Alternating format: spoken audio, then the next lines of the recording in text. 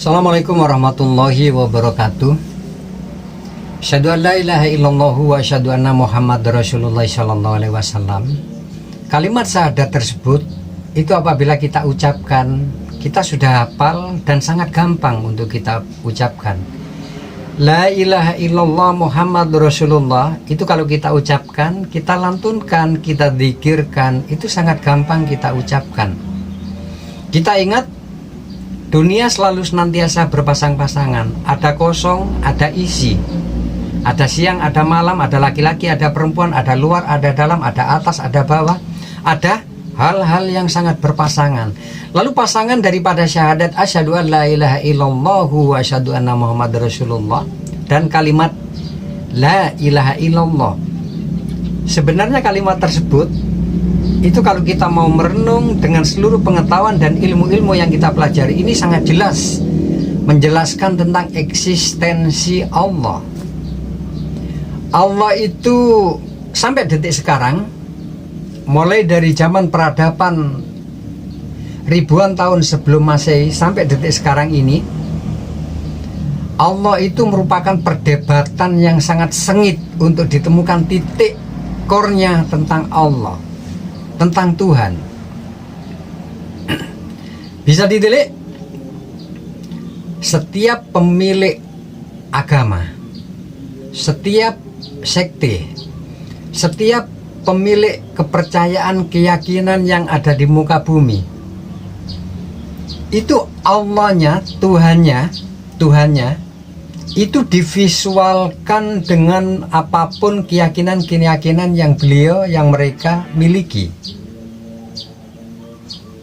Jadi Allah itu, kalau kita menjadi orang fanatik yang nerimo, yang hanya menerima saja, yang hanya kita mengikuti aturan-aturan syar'i, itu gampang ditanyakan, Allah itu mana sih? Mana bukti Allah?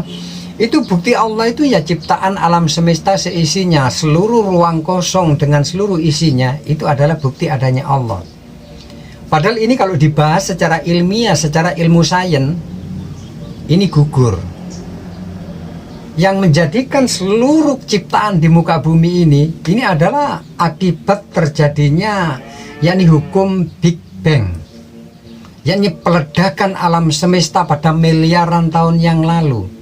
Kalau kita mau mempertanyakan sebelum kejadian Big Bang itu kira-kira terjadi apa? Ada kehidupan apa di sana? Apakah ada kehidupan? Apakah memang benar-benar alam semesta itu kosong?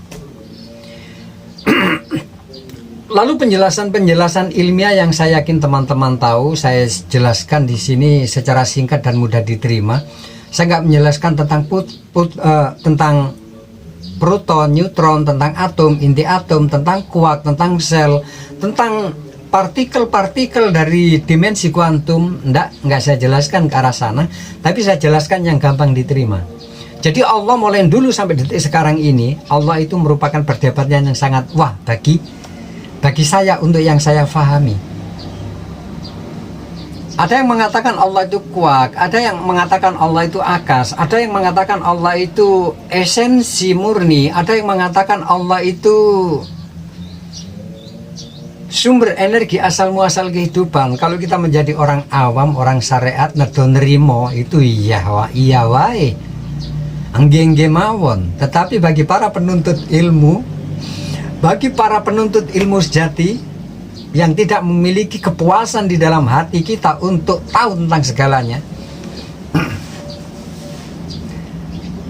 betul-betul Allah itu suatu entitas. Kalau saya katakan entitas, suatu esensi, sesuatu zat yang sangat untuk difahami.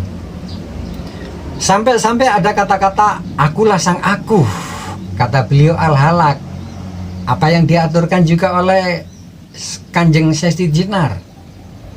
Banyak orang yang mengatakan aku ini Allah.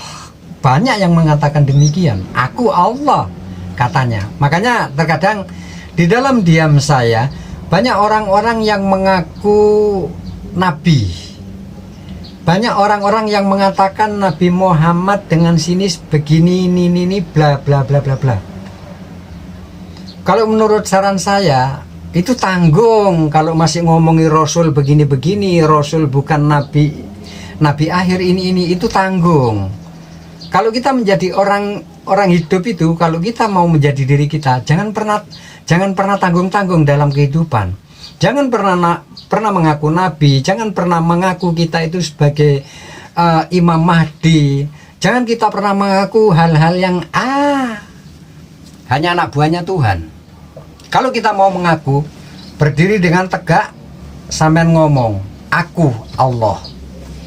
Banyak loh di dalam kehidupan ini, kita hanya nggak tahu.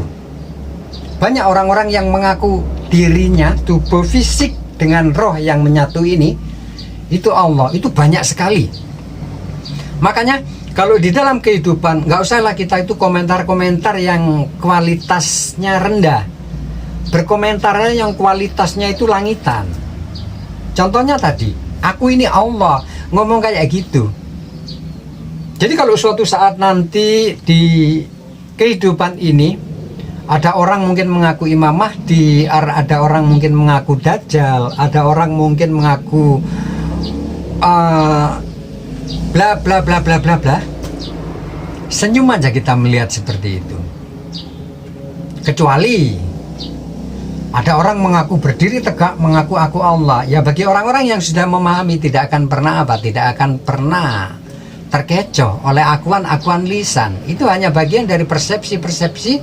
Seperti apa? Persepsi-persepsi di makrifat asma yang kita fahami.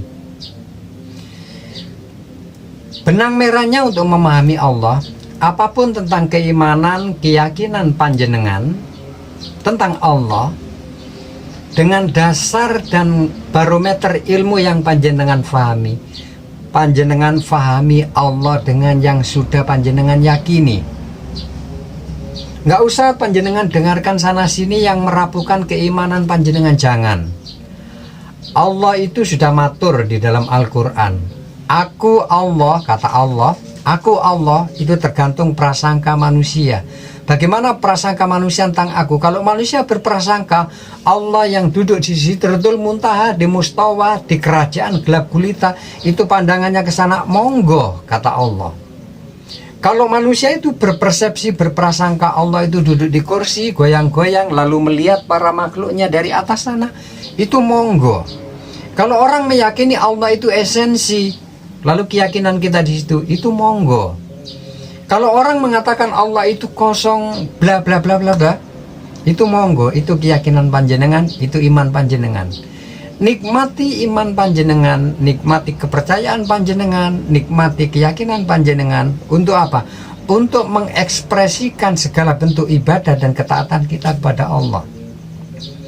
Kalau kita blambleh di dalam ilmu, kita nggak akan pernah tenang di dalam kehidupan. Bahkan kata Rasulullah, apabila ada sebiji sawi keraguan, sebiji sawi ketidakfahaman di dalam sesuatu, itu akan apa? Itu akan mengurangi nilai kualitas tentang apa? Tentang vibrasi sendiri. Allah itu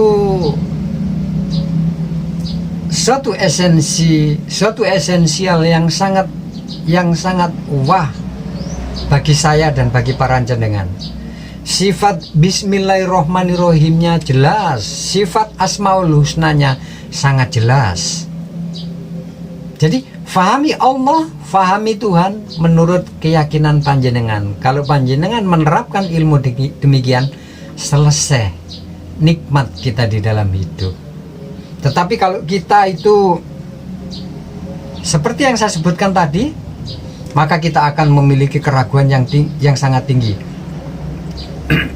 Lebih-lebih bagi para siapa? Lebih-lebih bagi para pencari Tuhan, orang-orang yang belajar tentang ilmu ketuhanan, orang-orang yang belajar tentang jati diri, orang-orang yang belajar tentang man arafa nafsahu faqad arafa robbahu.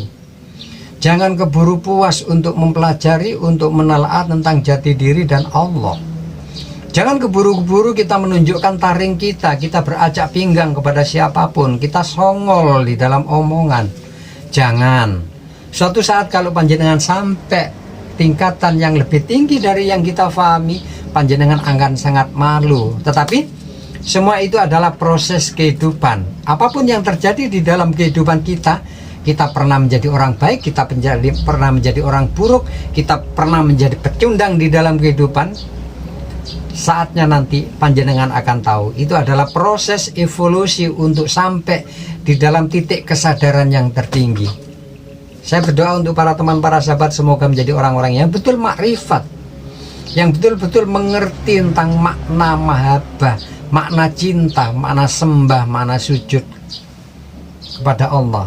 Semoga panjenengan menjadi orang-orang yang memiliki melatonin yang sangat tinggi. Semoga panjenengan menjadi orang-orang yang bisa mengaktifkan kelenjar pineal kita. Semoga panjenengan menjadi orang-orang yang betul-betul subhanallah bisa menikmati arti nikmatnya hidup. Saya Wakultur, saya akhiri, wabillahi taufiq wal hidayah. Wassalamualaikum warahmatullahi wabarakatuh.